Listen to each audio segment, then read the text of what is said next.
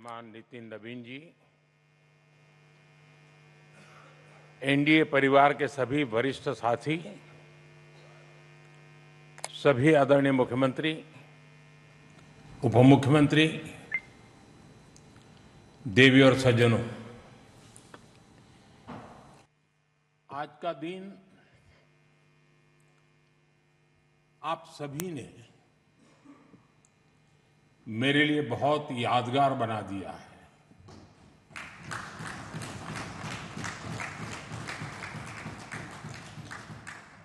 मैं अभिभूत हूं, कृतज्ञ हूं। चरैवेति चरैवेति के मंत्र का जाप करते हुए इस राजनीतिक यात्रा में अनेक उतार चढ़ाव देखते हुए एक दिन ये पड़ाव भी आएगा, मैंने कभी सोचा नहीं था। निर्वाचित प्रधानमंत्री के रूप में निरंतर सबसे लंबी अवधि तक सेवा करने का अवसर, इसे मैं अपना परम सौभाग्य मानता हूं। आपने इस अवसर पर मुझे सम्मानित किया, इतना मान दिया, इसके लिए मैं आप सभी का बहुत बहुत आभारी हूं। साथियों, इतने लंबे समय तक मां भारती की सेवा का सौभाग्य मिलना, ये ईश्वर की विशेष कृपा से ही संभव हो सकता है। और मेरे लिए तो जनता जनार्दन ही ईश्वर का रूप है। और इसलिए मैंने इस सेवा कार्य को हमेशा एक साधना के रूप में ही देखा है। और ये साधना भी एकाकी नहीं रही है, ये एक सामूहिक यज्ञ है जिसमें आप सब ने और अनेकों साथियों ने कर्तव्य भाव से अपना योगदान दिया है। मैं आज इस यात्रा के ऐसे सभी साथियों के प्रति भी अपना आभार प्रकट करता हूं। साथियों, इस अवसर पर एनडीए परिवार के सदस्यों ने एक रिजोल्यूशन भी पेश किया है।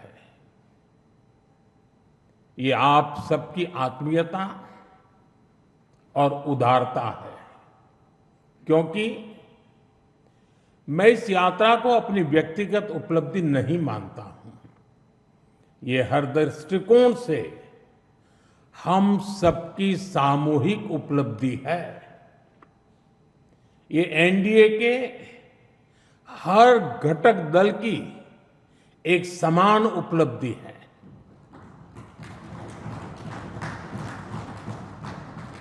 इसलिए मैं इस प्रस्ताव को आप सभी को, भाजपा समेत हमारे एनडीए परिवार के सभी कार्यकर्ताओं को समर्पित करता हूं। साथियों, भारत की जनता का निरक्षीर विवेक हमेशा अद्भुत रहा है। देश की जनता ने राष्ट्रीय स्तर पर राजनीतिक स्थिरता का महत्व समझा है। ये जनता जनार्दन की परिपक्वता ही है कि उसने लंबे समय तक मुझे इस तरह जनता की सेवा का अवसर दिया। 2014 के पहले के कई दशक बहुत अस्थिरता और उथल-पुथल से भरे हुए थे। इसका देश को बहुत नुकसान भी उठाना पड़ा। लेकिन अब देश की जनता एक स्थिर सरकार का काम भी देख रही है और उसकी निर्णायक क्षमताओं की प्रशंसक भी है।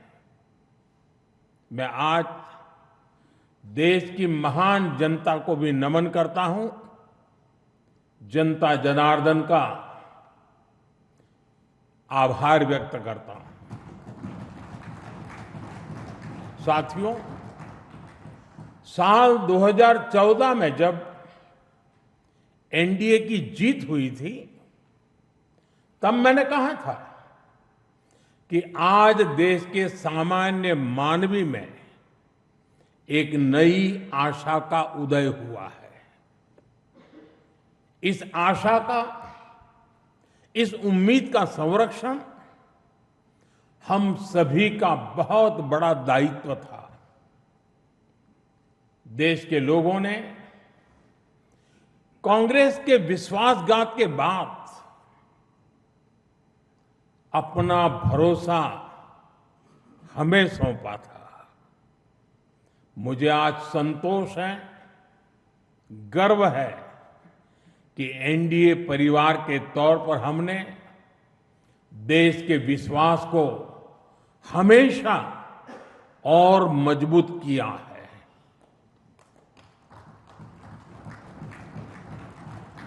2014 में आशा का उदय होता सूरज आज नए आत्मविश्वास के प्रकाश पुंज में बदल गया है। भारत के लोगों ने पहली बार ये देखा है कि जब सही नीयत से सरकार चलती है तो तेज गति से विकास भी होता है। एनडीए सरकार के इन 12 वर्षों में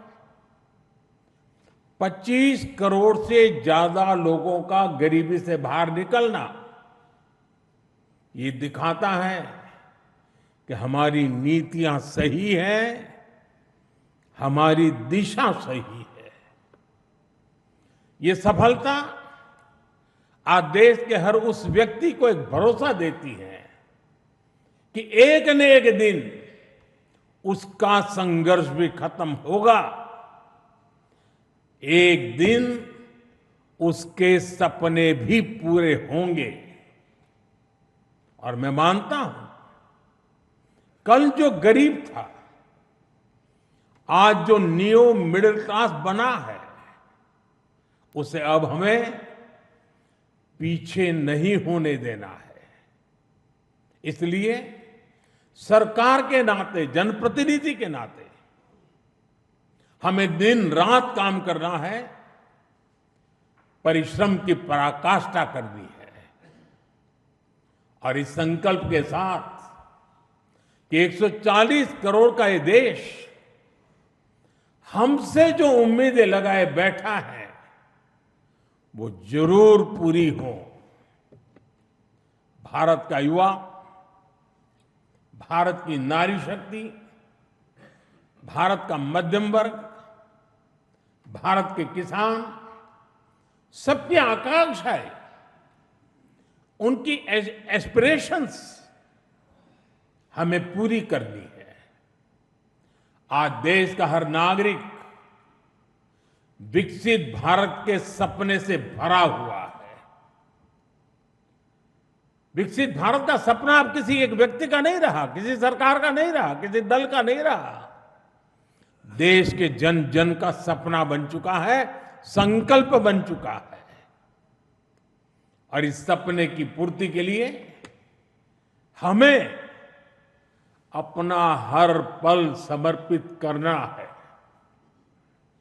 साथियों, एनडीए के 12 वर्षों की एक बड़ी सफलता ये भी है कि देश कांग्रेस के कुचक्र से आजाद हुआ है। कांग्रेस ने देश को लाचारगी, बेचारगी और हीन भावना की गर्त में गिरा दिया था। देश को यही एहसास कराया जाता था कि भारत में विकास धीरे धीरे ही होता है, भारत में तेज विकास संभव ही नहीं है। और बड़ी ही चतुराई से इस धीमी विकास को एक नाम दिया था, हिंदू ग्रोथ रेट। यानी कार्यशैली कांग्रेस की, दायित्व कांग्रेस का, विफलता कांग्रेस की, लेकिन कलंक देश की बड़ी हिंदू आबादी के नाम लगाया गया। जबकि असल में इस कुसंस्कृति का नाम होना चाहिए था कांग्रेस ग्रोथ रेट। इस कांग्रेस ग्रोथ रेट में ना गवर्नेंस थी, ना नीति, ना नियत और ना ही निर्णय। साथियों, पहली बार अटल जी के नेतृत्व में एनडीए सरकार आई, तब जाकर हमें एक झलक दिखी कि विकास में गति कैसे आती है। लेकिन दुर्भाग्य से 2004 में देश फिर से अस्थिरता के बवंडर में और कांग्रेस के शिकंजे में फंस गया। विकास तो दूर की बात है, देश को कांग्रेस ने एक के बाद एक हजारों करोड़ रुपए के घोटालों में घसीट दिया। साथियों, देश का भाग्य फिर तब बदला जब 2014 में एनडीए की सरकार बनी।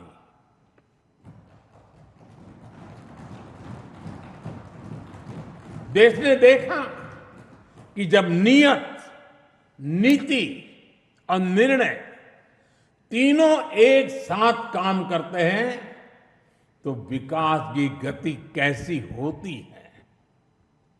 देश ने देखा कि जो काम दशकों में होते थे वो काम महीनों में होने लगे।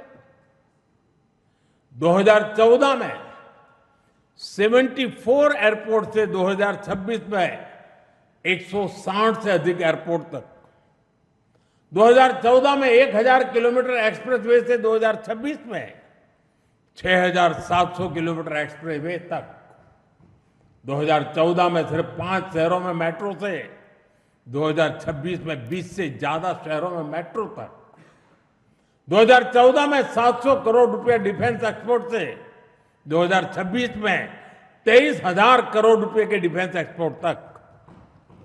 देश ने बहुत लंबी यात्रा तय की है। साथियों, 2014 में देश में केवल 25 करोड़ इंटरनेट यूजर थे। आज 100 करोड़ से अधिक यूजर इंटरनेट से जुड़े हैं। 2014 में डिजिटल पेमेंट्स ना के बराबर थे।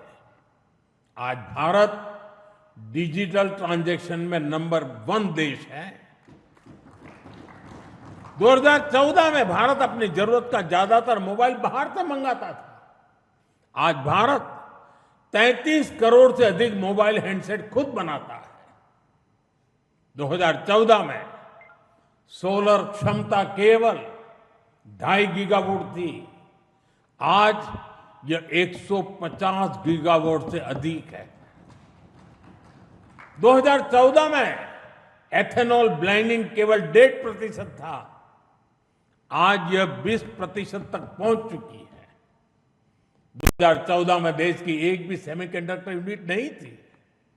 आज देश में बन रही 10 से ज्यादा सेमीकंडक्टर यूनिट्स भारत को आधुनिकता की तरफ ले जा रही है।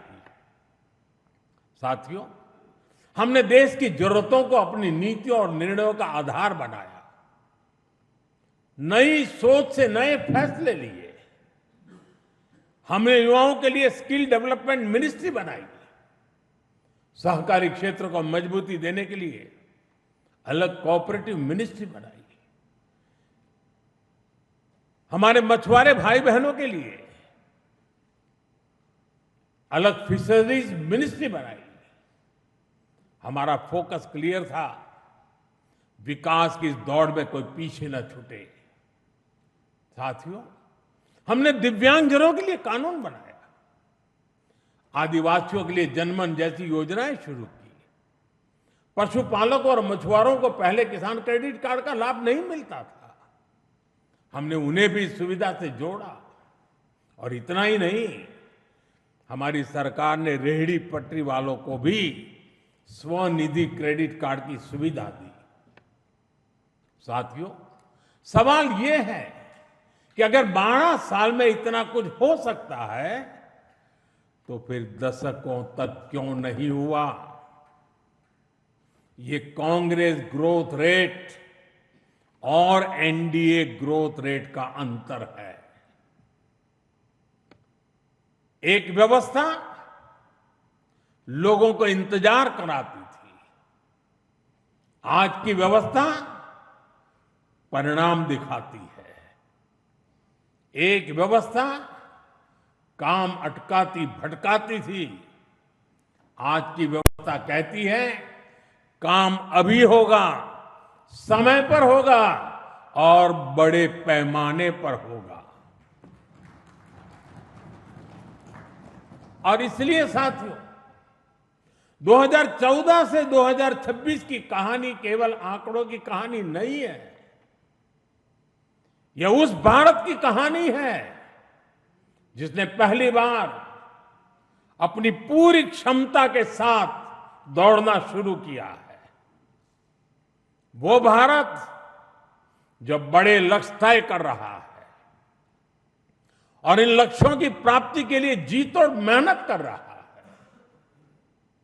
साथियों, एनडीए के 12 वर्षों की उपलब्धियों की एक और विशेषता है, हमें ये उपलब्धियां वैश्विक अस्थिरता और अशांति के दौर में हासिल हुई है। एक स्थिर सरकार होने का लाभ क्या होता है, ये बार बार इस दौर ने साबित किया है।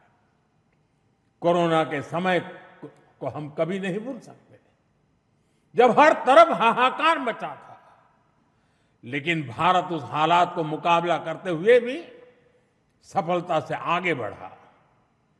साथियों, दुनिया के बड़े बड़े देशों की अर्थव्यवस्थाएं संघर्ष कर रही है, तब भी 2025-26 में भारत ने 7.7% की ग्रोथ रेट हासिल की है।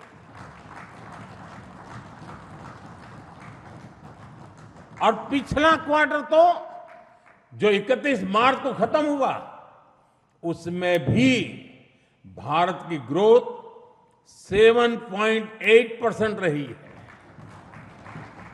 ये सफलता इतनी आसान नहीं है दोस्तों। हम फ्रेजाइल 5 के कटघरे से बाहर निकलकर आज दुनिया की तेज गति से आगे बढ़ने वाली अर्थव्यवस्था बन चुके हैं।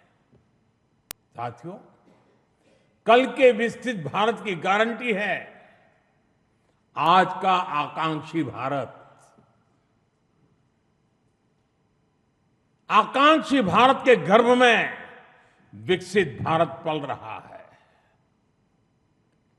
आज के भारत की आकांक्षाएं बड़ी हैं, सपने बड़े हैं, इसलिए उसके संकल्प और लक्ष्य भी उतने ही बड़े हैं। देश की इन आकांक्षाओं का वाहक हमारा मिडिल क्लास है, नियो मिडिल क्लास है। इसलिए हमारी सरकार मध्यम वर्ग के एस्पिरेशंस को पूरा करने में लगी है।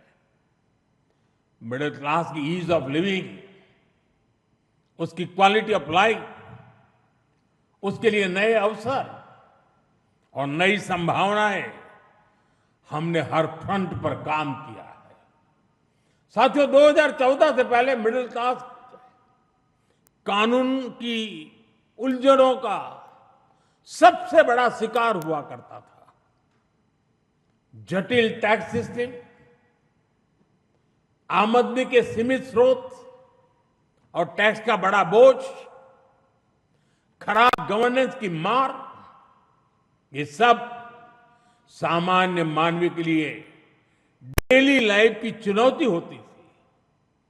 लेकिन हमने मिडिल क्लास की परेशानियों को समझा, हमने मिडिल क्लास की आकांक्षाओं को समझा और इसलिए आज 12 लाख रुपए तक की आमदनी पूरी तरह से टैक्स फ्री है।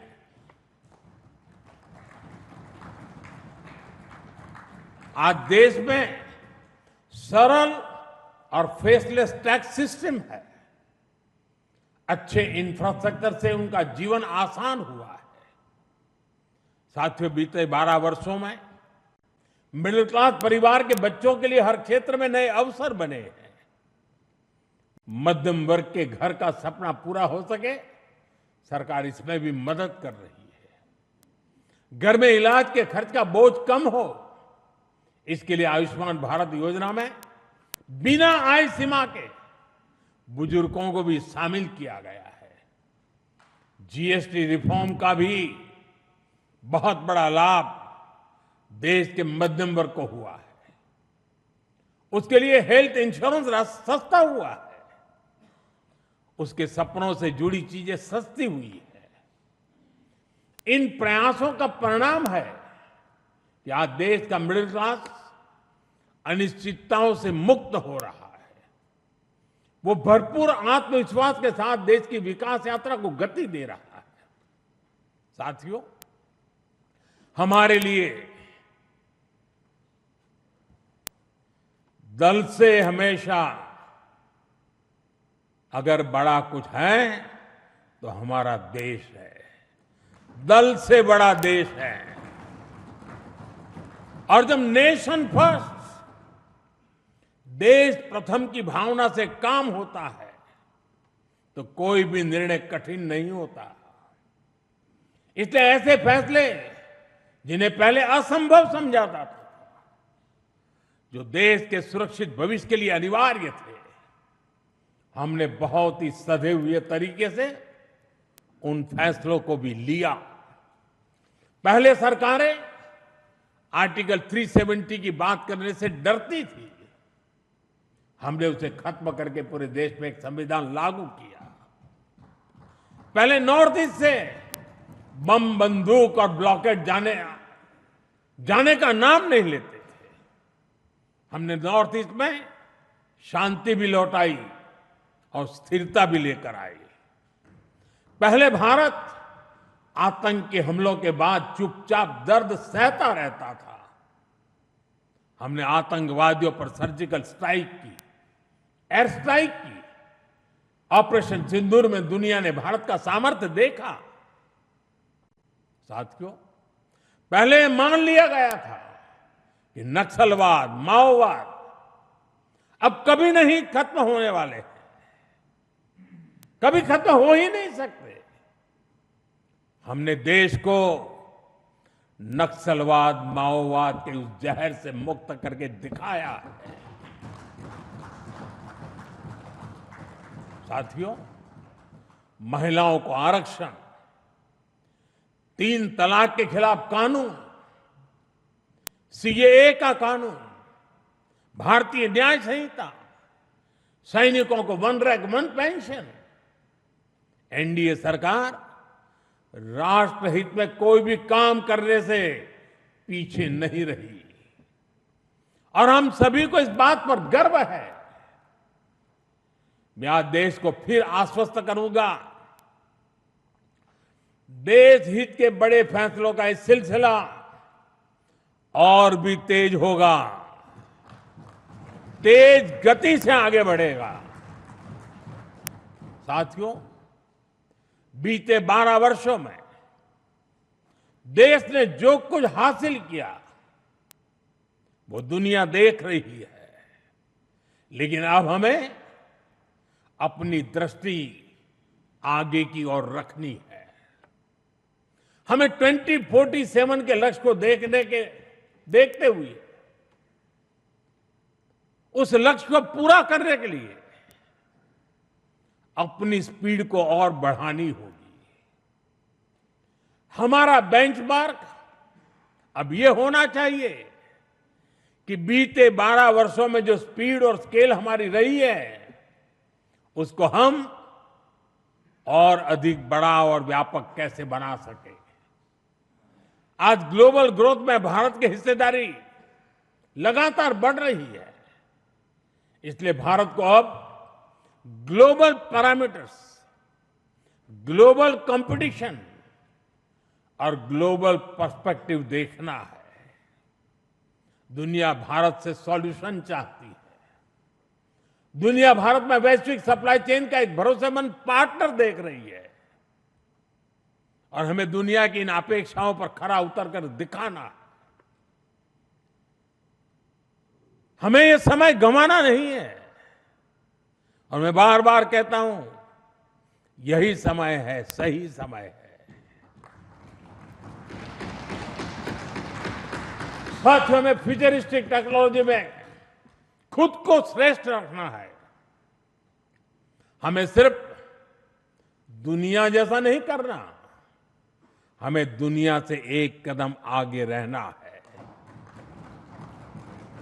अब जैसे एनर्जी सिक्योरिटी है, बीते 12 वर्षों में हमने ऊर्जा में आत्मनिर्भरता के लिए अभूतपूर्व काम किया। मैंने लाल किले से समुद्र मंथन अभियान की घोषणा की थी। ये बहुत ही महत्वाकांक्षी मिशन है। बीते दिनों में ऑयल एंड गैस के एक्सप्लोरेशन को लेकर काफी पॉजिटिव खबरें आ रही हैं। यानी आने वाला समय अनेक संभावनाओं से भरा हुआ है और हमें हर संभावना का पूरा फायदा उठाना है। साथियों, अब हमें 500 गीगावाट रिन्यूएबल एनर्जी के टारगेट को जल्द से जल्द पूरा करना है। सोलर एनर्जी को लेकर तो काम तेजी से चल रहा है, लेकिन अब हमें न्यूक्लियर एनर्जी के लक्ष्यों को भी तेजी से हासिल करना है। अभी हमने दुनिया को दिखाया है कि Bharat fast breeder reactor technology में कितना आगे पहुंच गया है। ये टेक्नोलॉजी हमें न्यूक्लियर एनर्जी में आत्मनिर्भरता की तरफ ले जाएगी। इसी तरह ग्रीन हाइड्रोजन और ग्रीन अमोनिया के मामले में भारत बहुत तेजी से काम कर रहा है। आने वाले समय में ये टेक्नोलॉजी भारत को ग्लोबल ग्रीन एनर्जी मैप में सबसे प्रमुख बना पाएगी और ये नाम बनना पक्का है। साथियों,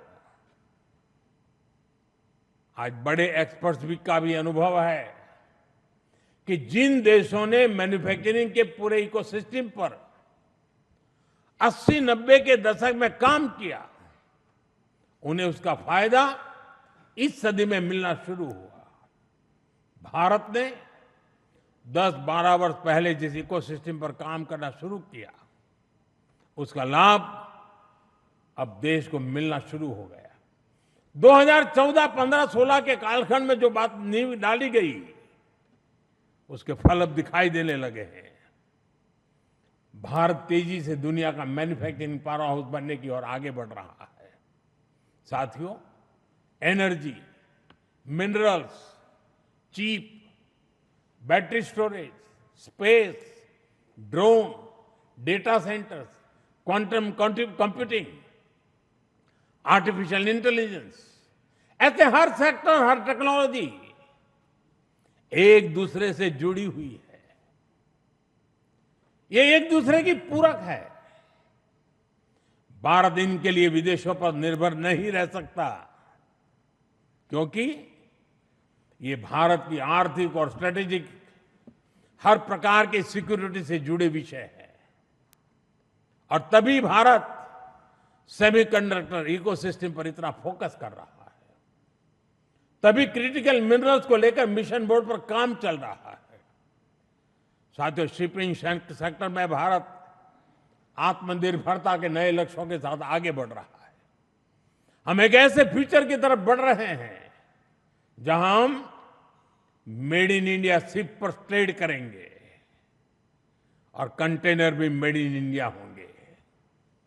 शिप मेंटेनेंस और रिपेयर से लेकर स्क्रैपिंग तक की सर्विसेज भी भारत देगा। यही विजन हमारे एविएशन सेक्टर के लिए है। आज हम made in India transport aircraft बना रहे हैं। वो दिन दूर नहीं जब Bharat made in India civil aircraft भी बनाएगा।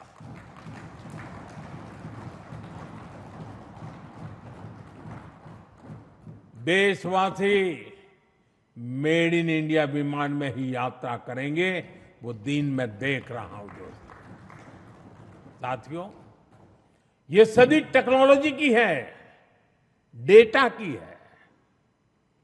आज विश्व के सबसे बड़े और आधुनिक डेटा सेंटर्स भारत में बन रहे हैं। यही भारत की ग्लोबल सप्लाई और वैल्यू चेन का मजबूत पिलर बनाएगी। हमने यूपीआई के माध्यम से दुनिया को दिखाया है कि भारत कम से कम और कम से कम समय में टेक्नोलॉजी का इतना विस्तार कर सकता है। हमने दिखाया है कि हमारे युवाओं का सामर्थ्य क्या है। अब एआई, डीप टेक और एडवांस टेक्नोलॉजीज में हमारे युवा नया दमखम दिखाने के इरादे से आगे बढ़ रहे हैं। साथियों, आने वाले समय में दो और सेक्टर्स में भारत का सामर्थ्य पूरी दुनिया देखेगी। ये सेक्टर है टूरिज्म और स्पोर्ट्स। ये दोनों भारत की इकोनॉमी के मजबूत पिलर बनेंगे। विशेष रूप से कॉन्फ्रेंस, एग्जीबिशन और कॉन्सर्ट के मामले में भारत एक ग्लोबल डेस्टिनेशन बनने के लिए अब पूरी तरह सज रहा है। आधुनिक इंफ्रास्ट्रक्चर से सेक्टर को बहुत पुश मिलेगा और स्पोर्ट्स में तो भारत के युवा कमाल का प्रदर्शन कर रहे हैं और हर दिन उनकी परफॉर्मेंस निखरती जा रही है। भारत दुनिया की बिगेस्ट स्पोर्ट्स लीग की धरती बनता जा रहा है। आने वाले सालों में हमारी ये ख्याति और बुलंद होगी। ओलंपिक्स के लिए हमारी तैयारियां भी भारत की एस्पिरेशन का ही प्रतिबिंब है। हमें छोटा नहीं सोचना है, हमें लक्ष्य ऊंचे रखने हैं और उन्हें प्राप्त करने के लिए पूरी ताकत लगा देनी है। साथियों, आज भारत रिफॉर्म एक्सप्रेस पर सवार होकर तेजी से आगे बढ़ रहा है। हमारे लिए रिफॉर्म कोई कंपल्सन नहीं है, रिफॉर्म हमारा कन्विक्शन है।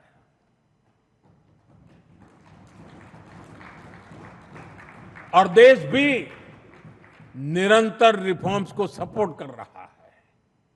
साथियों, देशवासियों की सहभागिता की हमारी बहुत बड़ी शक्ति है।